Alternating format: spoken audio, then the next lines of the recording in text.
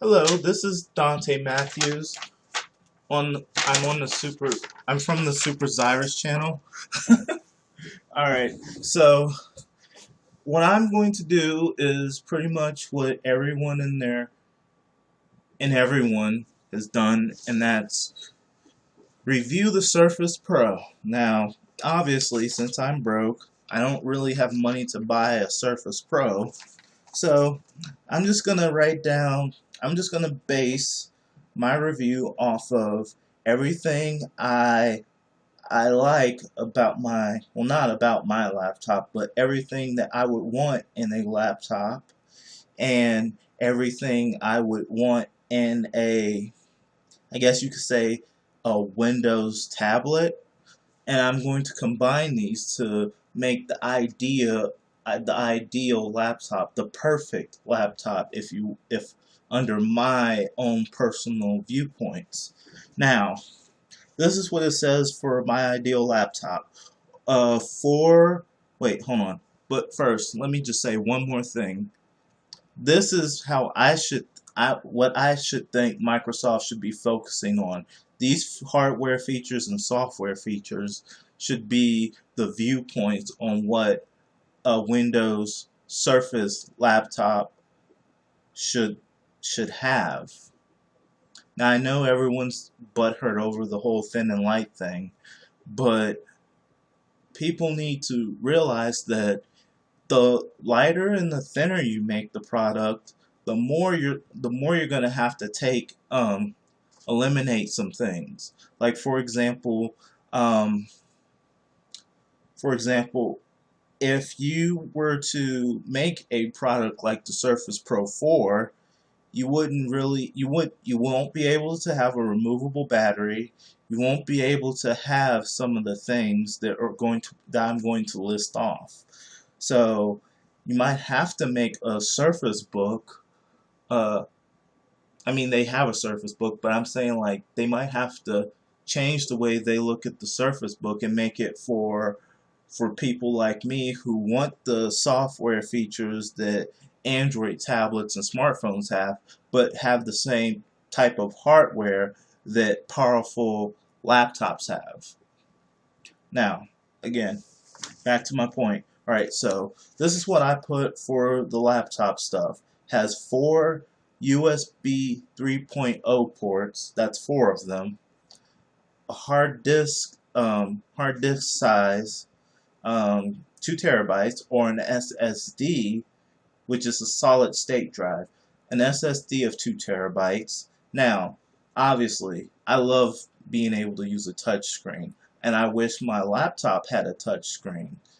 So, obviously, a touch screen with multi-touch, and then I just put some of the extra stuff. Let's see, a backlit, so like you would look at the screen and there would be lights on each side of the screen, like there's like a like when you see the screen and you look at the corners of the screen, there's like a gap. It's like a frame. Think of like a picture frame. There is space between the screen and the frame of it's like a little small amount of space, but some computers, I should mean some laptops have put lights, like actual LED lights in those areas, making the screen look better. And that's so when people say backlit, that's what they mean. So I just had to explain that to the best of my abilities. Um, Now, obviously, the screen type would be a LED, and you're probably thinking, well, doesn't every laptop have a LED screen? No, some laptops have a OLED screen. Some tablets have an OLED screen. Which one's in Pacific? You'd have to look that up yourself. All you would do is just type in OLED screen, and then you put the word tablet right by it, and they should there should be some things that pop up. There are probably OLED laptops, but I can't think of any on the top of my head. But I would say personally stick with an LED screen. That's just my personal opinion though. Um, Now, for me, I use a for my computer, I have a Intel processor, i7 Intel processor. That's just the way I roll. Some people might like an i5, but personally, when it comes to the processor for a computing device, it is literally the brain of the computer, and the better the processor, in my opinion, the better the computer. That's just how I see it. Um, I personally like having a i7 core, but not everyone's going to feel that way. So, let's see. A laptop display resolution of essentially 4K, 3840 by 2160. That's 4K resolution. Um, you might be fine with the Retina display, which is like 2800 something by 1800 something. That's essentially a Retina display for the Apple products. It's the same thing, they just call it something slightly different because they're queer.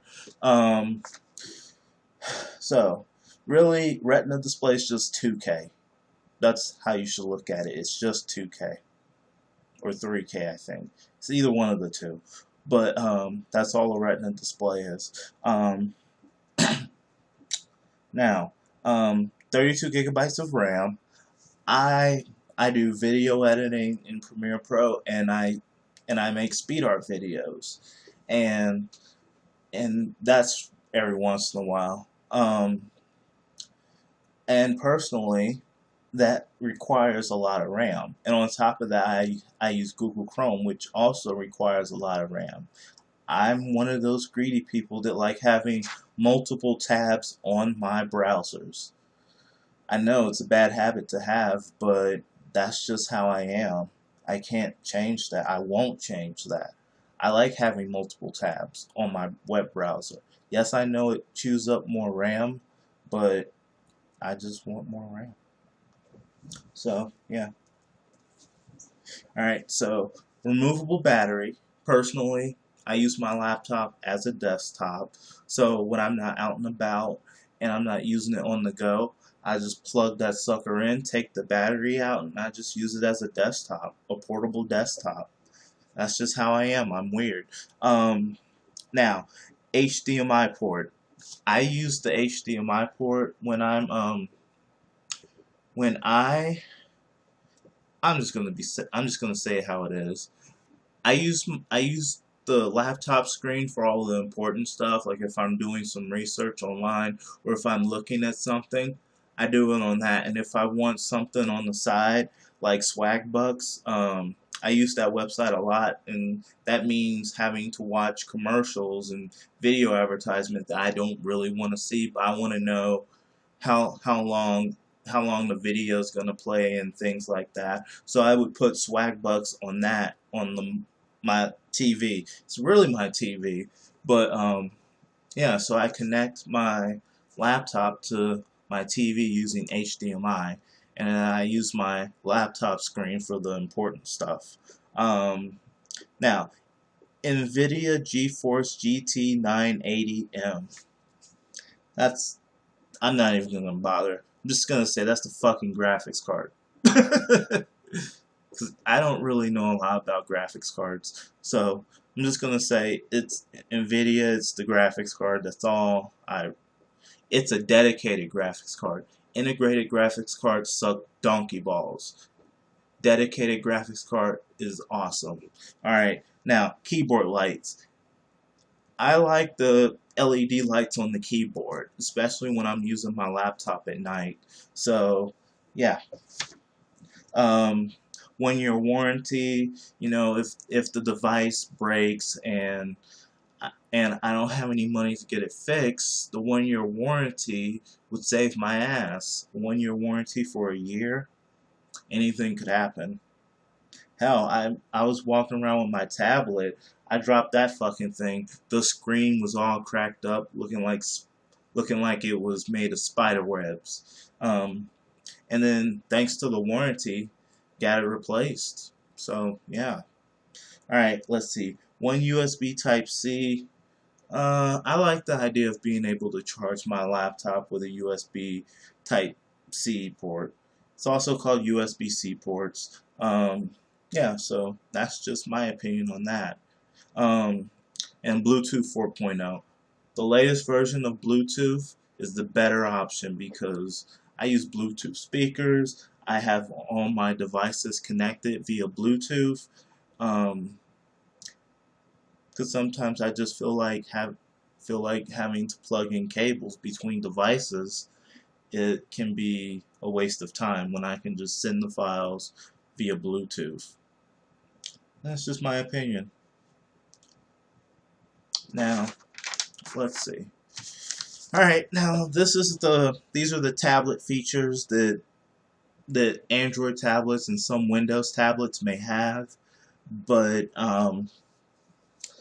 normally most people wouldn't think of a Windows laptop, having all of these features, and it's still being, a Windows laptop. Because most Windows users, when they think, let's see, barometer, gyroscope, accelerometer, um, GPS, compass, front and rear cameras, auto rotate feature like the auto rotate portrait mode, and having 8 to 10 hours of battery life. A touch screen with multi-touch. So like you could essentially just use the screen as a keyboard. You could draw and paint and just do everything with it with a keyboard.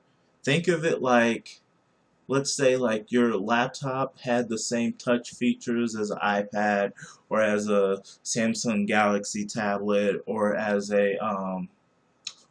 just really any device, any type of tablet that has really good touchscreen features. Now, I've never actually used the Surface Pro, but I've looked it up several times, and each time they either say they love the touchscreen functionality or that it could be better. And I don't really know. Like the tablet I use is old and outdated. It's a